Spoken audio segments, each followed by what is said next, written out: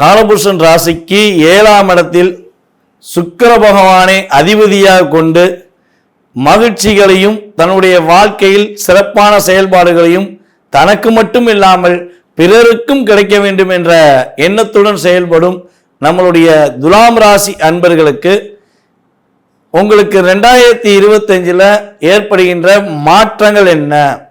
இந்த 2025 மறக்க முடியாத செயல்பாடுகள் என்ன நடக்கப் போகிறது? உண்மையாகவே இந்த 2025 எங்களுக்கான வருடமாக இருக்குமா?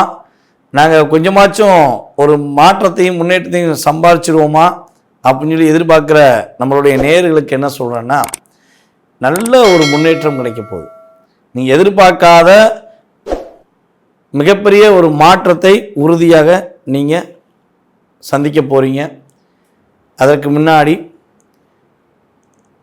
நம்மளுடைய பாணியில் கடந்த காலங்களில் 2023 to 24 எண்டு வரையும் உங்களுக்கு என்னென்ன விஷயங்கள்லாம் நீங்கள் சில கஷ்டத்தை சந்திச்சிருப்பீங்க, மறக்க முடியாத நிகழ்வுகள் இந்த கோச்சார ரீதியான கிரகங்கள் என்ன கொடுத்துருக்கோம் அப்படிங்கிறத ஃபஸ்ட்டு பார்த்துருவோம். அதுக்கு பிறகு இதெல்லாம் நடந்துச்சு அப்படின்னு நீங்கள் கருத்துக்கள் சொல்லும்போது எனக்கும் சந்தோஷமாக இருக்கும். ஆமாம், நம்ம எடுத்த பலன்கள் கரெக்டு தான் அப்படின்னு நம்ம நினச்சிக்கலாம். ஸோ அதே போல் 2025 மாற்றங்கள் முன்னேற்றங்களை நம்ம பார்க்கலாம். இந்த 1.5-2 வருஷத்தில் உங்களுடைய லைஃப்பில் பார்த்திங்கன்னா நீங்கள் போராட்டத்தை சொல்லவே முடியாது. எங்கே போனாலும் நீங்கள் நினச்ச செயல்பாடுகளுக்கு ஆப்போசிட்டாக நிறையா நடந்திருக்கும். இயல்பாகவே பார்த்திங்கன்னா கிட்டத்தட்ட இந்த 2024 ஒரு மே ஜூனுக்கு அப்புறம் தான் கொஞ்சமாக பரவாயில்லைங்கிற சூழ்நிலை வந்துச்சு. அதுமாரி ரொம்ப கஷ்டப்பட்டீங்க. நீங்கள் யார், உங்களோட திறமை என்னன்னு புரிஞ்சுக்கிறாமே உங்களை நிறையவே டிஸ்கரேஜ் பண்ணியிருப்பாங்க. ஆனால் அவ்வளோ டிஸ்கரேஜ் பண்ணாலும் நீங்கள் என்ன பண்ணீங்க, அதை பற்றி வருத்தப்படலை. மனசளவில் வருத்தம் தான், வெளியே புன்னகையை தான் காட்டியிருப்பீங்க, சிரிச்சுக்கிட்டே தான் இருந்திருப்பீங்க. போங்கடா நடக்கட்டும் அப்படின்னு சொல்லி அதை சிரிச்சுக்கிட்டே தான் கடந்து வந்திருப்பீங்க. அந்தளவுக்கு உங்களுக்கு ஒரு மன அழுத்தம் இருந்திருக்கும்.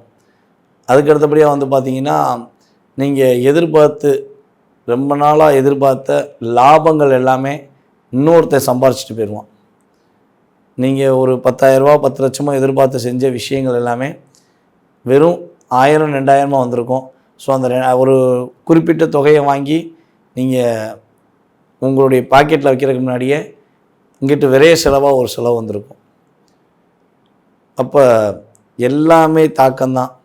நிம்மதியாக தூக்கமே இல்லை, தாக்கம் ஒரு பக்கம் தூக்கமும் இல்லை அப்படிங்கிற சூழ்நிலையெல்லாம் நீங்கள் கோச்சார கிரகங்கள் ரீதியாக சந்திச்சிருக்க வாய்ப்பு இருக்குது. பொருளாதாரத்துலேயும் தடை, வீட்டுக்கு போனால் நிம்மதியாக தூக்கம் இல்லை, புரிஞ்சுக்கிட்ட உண்மையான அன்புகளும் புரியவில்லை. இதுதான் மிகப்பெரிய உங்களுக்கு எதிர்பார்ப்பு.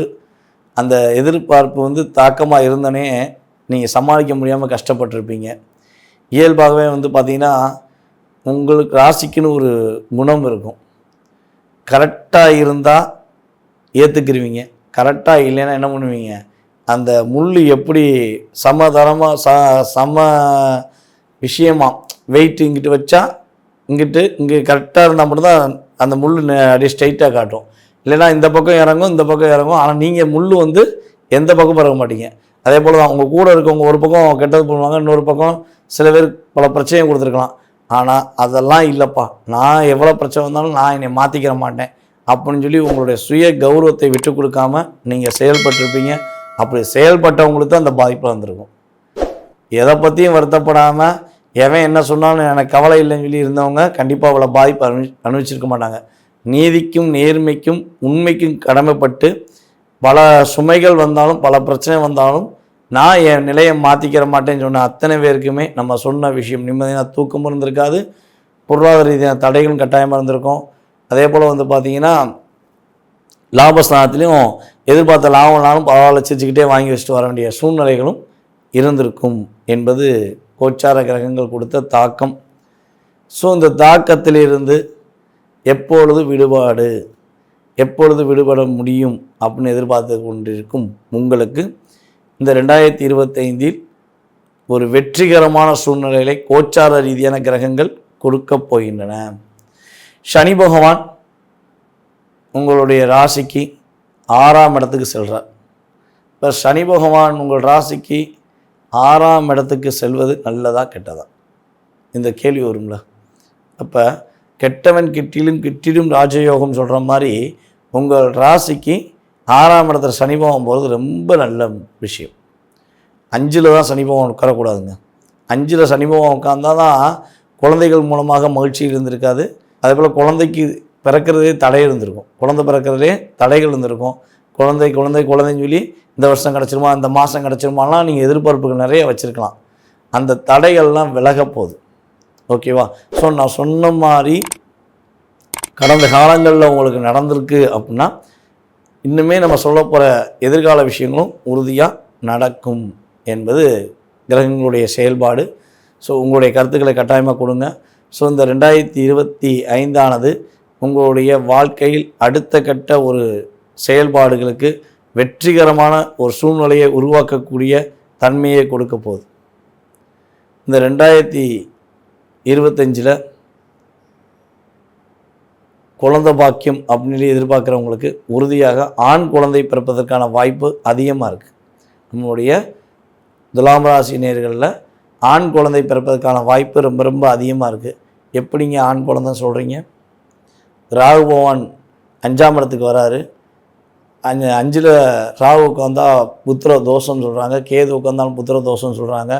நீங்கள் 5ல் ராகு உட்காந்தா நீங்கள் ஆண் குழந்தைஞ்சி சொல்கிறீங்களே அப்படின்னு சொல்லி நினச்சிங்கன்னா கட்டாயமாக எப்பயுமே பார்த்திங்கன்னா இந்த நிழல் கிரகங்கள் என்று கருதப்படுகின்ற ராகு பகவான் 5ல் அமர்ந்து விட்டால் ஆண் குழந்தை பாக்கியம் உறுதியாக உண்டு.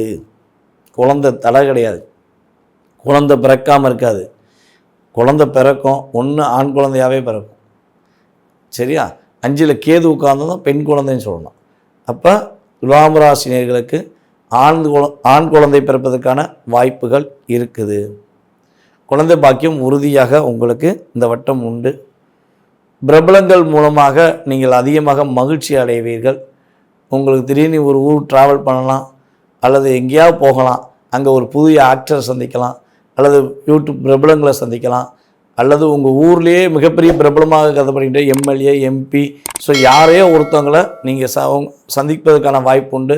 அந்த சந்திப்பு மூலமாக உங்களுடைய வாழ்க்கையில் அடுத்த கட்ட செயல்பாடுக்கு நீங்கள் செல்ல முடியும். சொல்ல முடியாது, நீங்களே பிரபலமாகலாம், அப்படி கூட சொல்லலாம். பிரபலங்களை சந்திப்பது ஒரு பக்கம் இருக்கட்டும், உங்களுடைய திறமையை நீங்கள் பிரபலப்படுத்துவதற்கான ஒரு வாய்ப்பு உருவாகும். உங்களுக்கான ஒரு மேடை கிடைக்கும். அந்த இடத்துல உங்களுடைய அங்கீகாரத்தை நீங்கள் நிலைநாட்டுவீங்க. அப்போ உங்களையே பிரபலமாக தேர்ந்தெடுப்பதற்கான வாய்ப்பு உண்டு.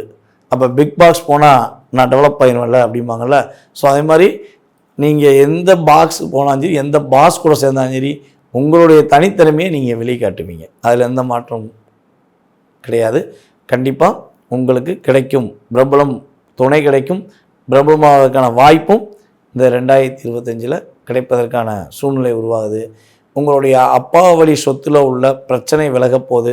உங்களுக்கு பூர்வீக சொத்து உறுதியாக கிடைக்கும். அப்பா சொத்தில் தாத்தாவோட பங்காளிகள்லாம் நிறைய பிரச்சனை பண்ணியிருக்காங்க. என்னுடைய உடன்பிறப்புக்கும் சில பிரச்சனையை உண்டு பண்ணுறாங்க. ஸோ சொத்து கிடைக்காதா அப்படின்னு சொல்லி வருத்தப்பட்டீங்கன்னா கட்டாயமாக கவலைப்பட வேண்டாம். உங்களுடைய பூர்வீக சொத்து உங்களுக்கான சரியான முறையில் ஒரு தொகை கிடைப்பதற்கான வாய்ப்பு உண்டு. அதுவும் சரியான தொகையாக தான் கிடைக்கும். ஏமாற்று வேலை அங்கே இருக்காது. முன்னாடி கிடைச்சா கூட ஏமாற்றிட்டாங்கன்னு சொல்லுவீங்க. ஸோ இந்த காலகட்டங்களில் ஏமாற்று வேலை உறுதியாக இருக்காது. அதே போல் பார்த்திங்கன்னா நம்மளுடைய துலாம் ராசி அன்பர்களுக்கு வேலை இல்லாமல் கஷ்டப்படுற நம்மளுடைய துலாம் ராசி அன்பர்களுக்கு புதிய வேலை கிடைப்பதற்கான வாய்ப்புகள் உண்டு. புதிய வேலைகளில் ஒரு ப்ரொமோஷன் கிடைப்பதற்கான வாய்ப்புலாம் உண்டு. அதிகமான சம்பளம் கிடைக்கும். இப்போ ஒரு குறிப்பிட்ட ஒரு சம்பளம் வாங்குறீங்கன்னா அதை விட 2 மடங்கு உங்களுக்கு சம்பளத்தை உயர்த்தி கொடுப்பாங்க. ஸோ அதில் பொருளாதார தடையும் விலக போகுது.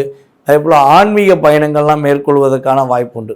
ஏன்னா ராகு உங்களுக்கு 5ல் உட்கார போகிறாரு. இந்த மே மாதத்துக்கு அப்புறம் 2025 மேக்கு அப்புறம் உங்கள் ராசிக்கு 5ல் ராகு வராரு. அப்போ 5ல் ராகு வந்தால் கேது எங்கே உட்காருவார்? அந்த 5ஆம் இடத்துலேருந்து 7ஆம் இடம்னு சொல்லி பார்த்தீங்கன்னா உங்கள் ராசிக்கு 11ஆம் இடம். 11ல் கேது உட்கார்ந்தாருன்னா ஆன்மீக பயணத்தை உறுதியாக மேற்கொள்வீங்க. எங்கேயாவது காசி அல்லது திருப்பதி, இப்படி பெரிய ராமேஸ்வரம், இப்படி பெரிய ஸ்தலங்களுக்கெலாம் நீங்கள் போகிறதுக்கான முயற்சிகள் எடுக்கிறீங்க. ஆனால் போக முடியலன்னு சொல்லி வருத்தப்படுற நம்மளுடைய அன்பு துலாம் ராசினியர்கள் உறுதியாக புண்ணிய யாத்திரைகள், அதேபோல் ஆன்மீக பயணங்கள்லாம் செல்வதற்கான வாய்ப்புகள் உண்டு.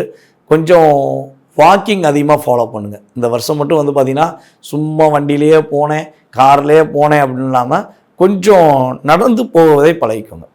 நீங்கள் நடந்து போகிறத வந்து கட்டாயமாக மே மாதத்துக்கு மேலே நீங்கள் பழகுனீங்கன்னா, நீங்கள் நடந்து போக சில இடங்களுக்காச்சும் ஒரு நாளைக்கு குறைஞ்ச இத்தனை ஸ்டெப்பு நடக்கணும்னு சொல்லி இருக்குது பார்த்தீங்களா, அந்த ஸ்டெப்பாச்சும் உறுதியாக நடங்க.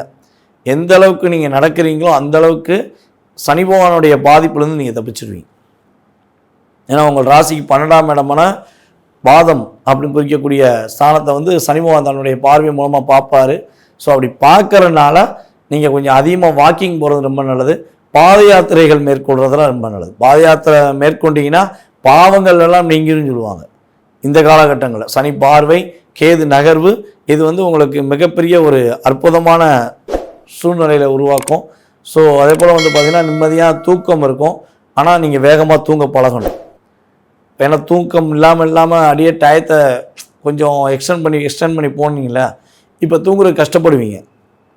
கிரகங்களுடைய நகர்வுகள் மூலமாக தூக்கம் உங்களுக்கு நல்லா வரும், நிம்மதியாக தூங்கலாம். ஆனால் அதுக்கேற்ற கொஞ்சம் உழைப்புகளையும் கொஞ்சம் ஹார்ட் ஒர்க் கொடுங்க. உங்களுக்கு இந்த 2025 மிகப்பெரிய ஒரு மாற்றத்தையும் மிகப்பெரிய ஒரு சூழ்நிலையும் உருவாக்கக்கூடிய செயல்பாடாக இருக்கும். கடன் பிரச்சனை அப்படின்னு பார்த்தீங்கன்னா இந்த 2025 மட்டும் புதியதாக கடன் வாங்க வேண்டாம். ஓகேவா? புதிய கடன் வாங்கக்கூடிய முயற்சிகள் எடுப்பதாக இருந்தால் முற்றிலும் தவிர்த்துருங்க. எக்காந்த உண்டும் உங்களுடைய அபிலாஷைகளை தூண்டுவாங்க கிரகங்கள். ஸோ அப்படிங்கும்போது அதை வாங்கி இதை பண்ணிடலாம், இதை வாங்கி அதை பண்ணிடலாம்னு சொல்லி கடன் வாங்காமல் உங்களால் என்ன பண்ண முடியுமோ கட்டாயமாக நம்மளுடைய துலாம் ராசி நேர்கள் பண்ணாங்க அப்படின்னா உங்களுக்கு உறுதியாக மிகப்பெரிய தாக்கமும் கிடையாது, மிகப்பெரிய பிரச்சனையும் கிடையாது. 2025 அற்புதமான வருடம்னு சொல்லி நீங்களே சொல்லக்கூடிய வாய்ப்பாக கிரகங்களுடைய செயல்பாடு இருக்கப் போகிறது.